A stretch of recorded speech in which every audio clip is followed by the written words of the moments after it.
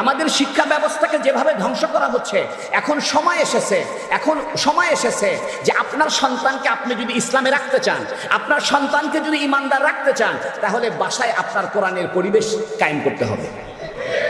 আপনাকে কোরআনের অনুবাদ শিখতে হবে। আপনি কোরআন তেলাওয়াত করবেন, এটা সওয়াবের কাজ, কিন্তু কোরআনের অর্থটা জানতে হবে। বাসায় হুজুর সাল্লাল্লাহু আলাইহি সাল্লামের জীবনটা আলোচিত হতে হবে। আমি আরেকটা কথা বলে শেষ করব। হুজুর সাল্লাল্লাহু আলাইহি সাল্লামের জীবনটা হলো বাস্তবমুখী।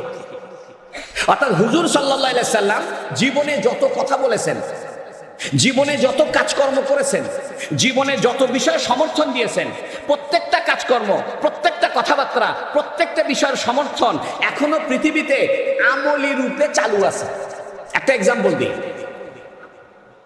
মদিনা শরীফে আপনারা গেলে দেখবেন একামত হওয়ার পরে আজানের আগে দিয়ে মানুষ মিসওয়াক করতেছেন। দেখেছেন আপনারা? যারা হজে গেছেন দেখেছেন। আল্লাহ আপনাদের সবাইকে হজ করার তৌফিক দান করুন।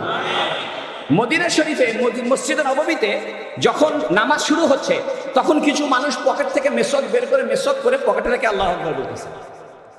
আমরা কিন্তু নামাজের আগে মেসওয়াক করি না, আমরা মেসওয়াক করি ওযুর আগে। এখন বুখারী শরীফে দুইটা হাদিস আছে।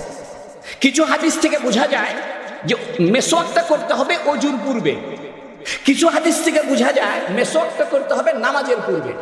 এখন দুইটা হাদিস দুই রকম। যদি আপনি ওযুর পূর্বে মেসওয়াক করেন, তাহলে নামাজের পরে আর মেসওয়াক করতে হচ্ছে না। আর যদি নামাজের পূর্বে মেসওয়াক করেন, তাহলে ওযুর পূর্বে মেসওয়াকের কাজটা হচ্ছে না। আল্লাহ পাক করেছেন কি, আমাদের নবীকে জীবন্ত নবী বানিয়েছেন, অর্থাৎ কর্মগতভাবে জীবন্ত। হুজুর সাল্লাল্লাহু আলাইহি সাল্লাম সারা জীবনে যত কাজ করেছেন, প্রত্যেকটা কাজ কেউ না কেউ আমল করে দেখাচ্ছে। হাদিসে নাভির নিচে হাত বাঁধার কথা আছে, বুকের উপরে হাত বাঁধার কথা আছে, আমিন জোরে বলার কথা আছে, আমিন আস্তে বলার কথা আছে। পৃথিবীর সবাই যদি আমিন আস্তে বলে, জোরে বলবে কে? সবাই যদি জোরে বলে, সবাই আস্তে বলবে কে?